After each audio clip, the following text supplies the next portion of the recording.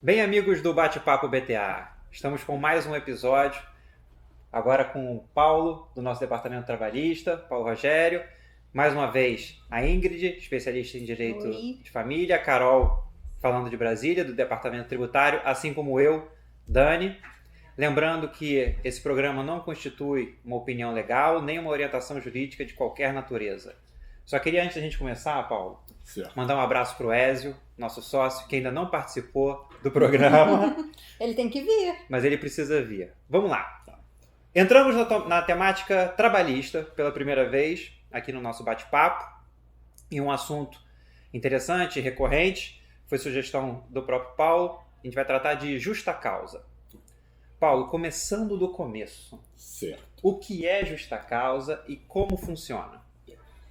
Bom, primeiro queria agradecer o convite. Eu gosto muito desse bate-papo, acho que é uma iniciativa muito legal. E isso é mais um canal que ajuda o direito do trabalho e todos os demais ramos do direito. Bem, a justa causa, a gente pode dizer que é uma das sanções disciplinares a ser aplicada no empregado. Sendo que a justa causa é a sanção mais grave e mais severa a ser aplicada. Por quê? Inicialmente, a gente pode dizer que as sanções disciplinares são medidas que visam fazer com que o empregado mude uma atitude que não condiz com o contrato de trabalho, com a execução do seu contrato de trabalho. Diante disso, a empresa, avaliando seu desempenho, avaliando sua postura profissional, verifica se ele está sendo desidioso, se está sendo comprometido, se está faltando, se não está. E de acordo com essa gravidade dessa atitude dele, ele pode sofrer uma sanção disciplinar. A sanção disciplinar mais branda é a advertência, que ela pode ser escrita ou verbal. Essa advertência visa apenas fazer com que dá um alerta ao empregado de que ele está praticando alguma atitude dentro do seu contrato de trabalho que não condiz com as regras de boa convivência, de conduta ou até de trabalho. Tem um limite para Desculpa, tem limite para advertência? Não há limite. A empresa vai avaliar se essa medida, essas medidas disciplinares estão surgindo efeito ou não. Por exemplo, você dá uma advertência, a segunda advertência. Se você verificar que o empregado está executando a mesma falha e, apesar de ter recebido a advertência, não fez nenhuma alteração na sua postura profissional, ele pode vir a sofrer uma segunda sanção, que seria a suspensão. E a suspensão dentro da gradação, seria a sanção disciplinar média. Por quê? Porque ela, além de advertir o empregado, vai causar um prejuízo financeiro a ele. Porque quando o empregado tem uma suspensão, ele tem a suspensão do dia de trabalho, que então ele perde aquele dia de remuneração, e como ele está sofrendo essa sanção, ele também vai perder o repouso semanal remunerado. Então acaba sendo quase 2 dias de trabalho que ele perde. Mas, Paulo, é uma coisa que até que eu estava conversando com a Carol. Você falou de advertência, você falou de suspensão. Eu tenho que observar essa gradação para aplicar a justa causa? Não necessariamente. Como eu ia completar isso agora. A justa causa, por ser uma sanção muito grave, alguns casos você pode ir escalonando através de advertências, suspensões e aplicando a justa causa. Mas em alguns casos, a atitude do empregado é tão grave que você aplica de forma sumária a justa causa. Por exemplo, no caso de um empregado que agride fisicamente um outro empregado. Uma advertência ou uma suspensão não vai surtir efeito. Houve uma lesão à honra do empregado, à imagem, ou às vezes até um prejuízo de algum quebra de equipamento. Nesse caso é uma falta muito grave e nesse caso o empregador pode aplicar já a justa causa de forma sumária. Você não é obrigado a ir aplicando para que a justa causa seja o último recurso. Não. Pode ser desde já, dependendo da gravidade da infração cometida. Isso. E a lei estabelece quais são esses atos ou é discricionariedade do empregador? É fácil você saber? Isso pode ser justa causa? Isso é justa causa, isso é advertência? A CLT, no artigo 482, ela já define alguns requisitos, alguns critérios de justa causa. Por exemplo, posso dar uma lida aqui rápida. Por exemplo, ato de improbidade, que é a letra A do 482. Incontinência de conduta ou mau procedimento, letra B. Negociação habitual por conta própria, alheia sem permissão do empregador. Condenação criminal. Desídia no desempenho das funções. Embriaguez embriaguez no serviço, violação de segredo da empresa, ato de disciplina e insubordinação. Mas é exemplificativo, não é taxativo esse rol? Não é taxativo. Tá? Aí tem abandono de emprego, ato lesivo à honra e boa-fé. Prática constante de jogo de azar, caiu um pouco em desuso isso. E também agora com a reforma trabalhista chegou a questão para funcionários que dependem de habilitação para conduzir veículo, ele perder a habilitação pode ser considerado uma falta grave. Então, isso não é taxativo, porque muitas das vezes o empregador pode verificar que um ato não se enquadra nesse por exemplo, a desídia é subjetivo. O mau procedimento também é muito subjetivo, muito amplo. Então, normalmente o empregador, quando verifica que tem um problema com o empregado, mas não consegue enquadrar nisso aqui, coloca como desídia ou mau procedimento. E aí a empresa, né, o empregador, ele não precisa fazer a prova previamente. Ele só precisa saber que aquilo ocorreu e aplica a justa causa. E se o empregado é que contestar a aplicação da justa causa, é que faz a prova? A justa causa, como é uma medida disciplinar muito severa, o correto é que o empregador tenha certeza e tenha uma prova robusta do ato que está sendo atribuído Mas ele ao não empregado. precisa apresentar essa prova a ninguém. É isso que eu No estava pensando. momento da justa causa, não, mas é de bom grado que ele apresente para o empregado o motivo por qual ele está sendo demitido. E nesse motivo, aí você assim apresenta todos os fatos e mostra para ele. E a justa causa, no momento que você dá a justa causa, tem que ser no primeiro momento que você saiba do problema. Tá. Tem que ser uma coisa imediata. Senão é como se você tivesse corrido o perdão tácito da falta. Entendi. Por exemplo, você soube de um ato do empregado que se apropriou de um valor da empresa na quarta-feira de um dia. Mas na quinta-feira ele veio trabalhar, você não tomou nenhuma atitude, na sexta ele veio trabalhar, não tomou nenhuma atitude, na segunda-feira ele veio trabalhar, não tomou nenhuma atitude, aí na quarta-feira seguinte você resolve, vou aplicar uma justa causa porque ele se apropriou de um dinheiro que eu descobri uma semana atrás. Normalmente isso pode configurar um perdão tácito porque perdeu a imediatidade. Entendi. Se você tomou ciência do fato grave, você já pode aplicar a justa causa imediata e impedir que o empregado volte ao posto de trabalho. Normalmente as empresas, em alguns casos, elas avaliam a justa causa durante um dia, porque às vezes tem que avaliar analisar uma câmera, uma imagem, um áudio, pegar algum depoimento, e conclui num dia, e no dia seguinte, no primeiro horário, aplica a justa causa. E se o empregado, a justa causa é feita através de uma comunicação, essa comunicação é escrita. Se o empregado se recusar a assinar essa comunicação de justa causa, o empregador pode trazer 2 testemunhas para comprovar que ele aplicou a justa causa e o empregado se recusou a assinar. Então, essas testemunhas assinam essa comunicação de dispensa e serve como meio de prova. E, provavelmente, uma eventual ação poderão comparecer para fazer essa prova. Carol, você tem alguma pergunta aí? Sim. Bem-vindo, Paulo. Muito bom te ver aqui participando do grupo, do bate-papo. A minha dúvida é o seguinte, você falou das gradações da penalidade, até possibilidade de ou observar a ordem de gradação ou já aplicar a justa causa no caso de conduta grave imediata. E como funciona com os empregados que gozam de algum tipo de estabilidade? Por exemplo, gestante, ou então professor que tem regramento específico do ano letivo, que não pode ser demitido. Como é que funciona a justa causa e a gradação dessas penalidades para esse tipo de empregado? A justa causa vai ser igual tanto para o empregado com estabilidade ou sem estabilidade. O fato peculiar é que o empregado que goza de uma estabilidade, quando ele comete uma falta grave, ele perde o direito a essa estabilidade, a essa garantia de emprego. Por exemplo, um funcionário que faz parte da CIPA, um funcionário que é membro do diretoria do sindicato. Ele tem uma estabilidade, às vezes, de 1, 2 anos com uma garantia de emprego. Mas se ele comete uma falta tão grave, automaticamente essa estabilidade é cancelada. Teve uma coisa que uma grávida que pega recursos da empresa, por exemplo. Isso. Mas aí você tem algum procedimento disciplinar prévio ou, mais uma vez, pela gravidade você aplica diretamente a justa causa? Pela gravidade você pode aplicar diretamente. O próprio Instituto da Justa Causa retira a estabilidade, seria isso? Isso mesmo.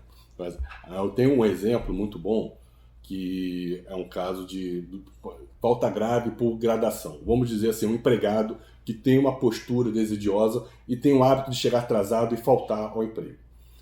A falta causa um prejuízo à empresa, mas também não é uma coisa tão grave que a empresa não possa sobreviver ou se adaptar para aquele dia de trabalho. Mas a falta reiterada Mas poderia... a falta reiterada, ele pode dar uma o advertência, uma suspensão. Aí, normalmente, em casos de falta, há um senso comum que diz que você primeiro tem que dar 2 advertências, 2 suspensões, aí ele reiterando a falta, você, em vez de dar uma terceira suspensão, daria sim uma justa causa direta. Que aí você teria provado que você tentou alterar a postura do empregado, fazendo com que ele passasse a ser um empregado laborioso, mas não conseguiu. Aí, nesse caso, você poderia fazer a demissão dele. E outro exemplo é um empregado que falta 30 dias consecutivos. Nesse caso, ele 30 dias consecutivos demonstra que ele não tem nenhum interesse mais em permanecer trabalhando. Aí esse abandono... Aí seria o abandono de emprego, a empresa comunica, manda um telegrama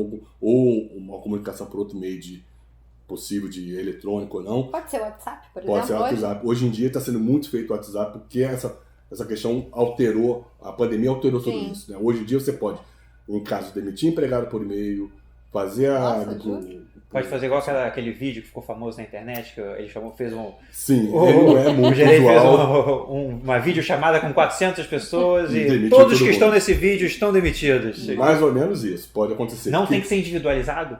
O correto seria que você fosse individualizado para demonstrar um bom senso, um respeito com o empregado. E também não seria vexatório demitir em grupo? Poderia ser considerado vexatório. Nesse caso, a ideia é que você faça de forma individual. O RH tem que ter uma estrutura para poder fazer isso. Porque hoje em dia você contrata através do WhatsApp, contrata através de e-mail.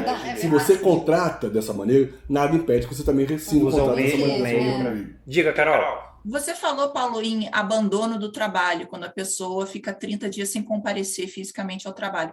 E nesses tempos de trabalho remoto e híbrido, como é que você vai configurar um abandono de trabalho? Nesse caso, o trabalho remoto, em muitos casos, a empresa passou a adotar, ainda que no trabalho remoto, o controle de jornada. Ele criou algum meio, algum mecanismo para verificar se o empregado está trabalhando e eu cumprindo as tarefas. Ou por login em sistema, produção, entregar a produção. Ou então entregar um trabalho. Nesse caso, o abandono de emprego vai ficar um pouco mais desconfigurado, mas seria mais fácil você conseguir enquadrar ele como desídia ou mau procedimento, porque ele deixou de cumprir as tarefas com que foi combinado, mas aí tem que ser uma prova bem robusta de que realmente ele teria que ter entregue o trabalho, ele teve uma atitude desidiosa que causou um prejuízo para a empresa e por isso é aplicado justa causa para o trabalho remoto. Paulo, falando dessas modernidades de WhatsApp, até o trabalho remoto, a gente estava comentando meios de prova. Vale rede social? Não era isso que a gente estava pensando? Isso, vale. Hoje em dia a gente pode dizer que a gente vive num Big Brother, né? Tudo é visto, tudo é lido e tudo pode ser usado contra você. Hoje em dia é muito comum que as pessoas postem coisas falando bem ou mal da empresa. Na Justiça do Trabalho já há muitos casos de demissão por justa causa e que são mantidos de empregados que emitem opiniões denegrindo a imagem da empresa, falando mal dos chefes, não sei o quê. Já há casos de demissão por justa causa utilizando como meio de prova a rede social e em muitos casos foram mantidas essa justa causa. Recentemente até foi noticiado, saiu na mídia, acho que uma menina, não sei se ela pediu licença, falou que estava doente, se ela alguma coisa, se apresentou algum atestado e estava virando uma festa, num vídeo, numa festa e tal, e aí ela foi demitida por justa causa, né? Isso acho que é uma tendência, e é uma tendência que essa prova vai ser muito bem aceita na justiça, porque é uma prova que foi produzida de forma espontânea pelo próprio autor. Uhum. Ele que inseriu esse fato na mídia. Então, como botou de uma forma pública, eu não vejo problema de ser utilizado. Paulo, eu fiquei me veio uma coisa na cabeça quando você leu ali da questão criminal. Saiu também recentemente um assunto sobre professor que estava tentando seduzir, enfim, as alunas, enfim, e mensagens claras, né, sobre o aliciamento e ele poderia ser, eu não sei se ele foi demitido por justa causa, mas ele poderia ser com essa troca de mensagem. Ou precisa da condenação? Não, aí tem duas situações. Se você conseguir fazer a prova de que realmente ele seduziu uma aluna, que ele é o autor das mensagens, que houve um constrangimento, você pode demitir ele por justa causa, não pelo crime. Você vai demitir ele por ato lesivo à honra da empresa ou de outra. Que é um dos enquadramentos que tem no 482. Eu tenho mais uma última pergunta da minha parte, depois eu vou ver se Ingrid e Carol tem, mas consequências para o empregado. Isso fica marcado de alguma forma na vida profissional? Isso tem registro? Não. Como é que funciona? A demissão por justa causa, ela é uma sanção grave, mas ela fica vinculada à relação de emprego entre empregado e empregador. Ela não pode ser divulgada, não pode ser anotada na carteira de trabalho. Okay. Ela tem que ficar apenas na TRCT, que é o termo de rescisão do contrato de trabalho. Nesse caso, a TRCT vai ficar constatado lá, registrado que foi demitido por justa causa. Em alguns casos, algumas empresas colocam a linha, outras não é necessário colocar a linha. Mas aí na carteira de trabalho não é só demitido. Aquele empregado não fica maculado de já ter sofrido uma... Não pode ser divulgado. Se houver uma divulgação dessa justa causa, a empresa pode ter um revés, ser revertido, uma ação de dano moral contra ela, alguma coisa desse sentido. E assim, a consequência da demissão por justa causa, por ser um empregado demitido de uma maneira sumária por um ato lesivo à empresa, ele perde alguns direitos. Quando você é demitido sem justa causa, você tem direito a levantar o FGTS, vai ter acesso ao seguro-desemprego, vai ter férias proporcionais e 13º proporcional. Quando você é demitido por justa causa, você não tem direito a esses benefícios. Então você recebe praticamente férias vencidas e saldo de salário. Você tem consequências, além da velocidade da demissão, você tem essas consequências. Carol, você tem mais alguma pergunta para o Paulo? Ou a gente vai encerrando? Última dúvida, rapidinho. O empregado que é demitido por justa causa, ele tem algum... Assim, evidentemente, ele pode ajuizar uma ação contra a empresa se ele discordar da motivação. Tem alguma... Ele tem como negociar isso com a empresa antes? Não, veja bem, não foi bem isso? Ou ele... Porque a prova... É a empresa que tem que fazer, o empregador que tem que fazer prova, né? Se o empregador tiver a prova, eu entendo e até oriento que não seja negociado uma rescisão por justa causa, sem justa causa ou uma modalidade, porque nada impede que depois o empregado entre com uma ação na justiça, e se ele entrar com uma ação na justiça pedindo outros direitos, você não vai poder arguir que ele foi demitido por justa causa, porque quando você convolou a demissão dele de justa causa para ser justa causa, você perdoou aquele ato dele. Então você não vai poder utilizar isso de maneira nenhuma. Então é bom que você tenha a prova seja feita de forma bem clara, robusta, arquivada, para que você possa manter a justa causa. Tá? E me surgiu uma questão. Se ele entra com uma ação judicial para reverter a justa causa, essa reversão é para transformar a justa causa numa demissão comum, ou é uma readmissão e aí o empregador teria que demiti-lo novamente? Normalmente seria para reverter a modalidade da demissão. Só para converter de justa causa para uma demissão comum. Mas no caso, como a Carol falou, no caso que a pessoa tem uma estabilidade, aí se ela tiver uma estabilidade, uma garantia de emprego, aí nesse caso, sendo revertida justa causa, automaticamente ela poderá ser reintegrada, ou em alguns casos, quando esse período de estabilidade já ultrapassou, esse período de estabilidade pode ser convertido em indenização. Perfeito. Ótimo. Tá bom. Paulo, obrigado. Obrigado, Carol. Ingrid, mais uma vez. Encerramos mais um episódio do nosso bate-papo. Foi ótimo, Paulo. Obrigada. Temos muitas temáticas trabalhistas. Vamos fazer mais encontros. Estarei aqui sempre. Volte várias vezes, Paulo. Obrigado. Tchau, pessoal. Carol. Obrigado, Dani.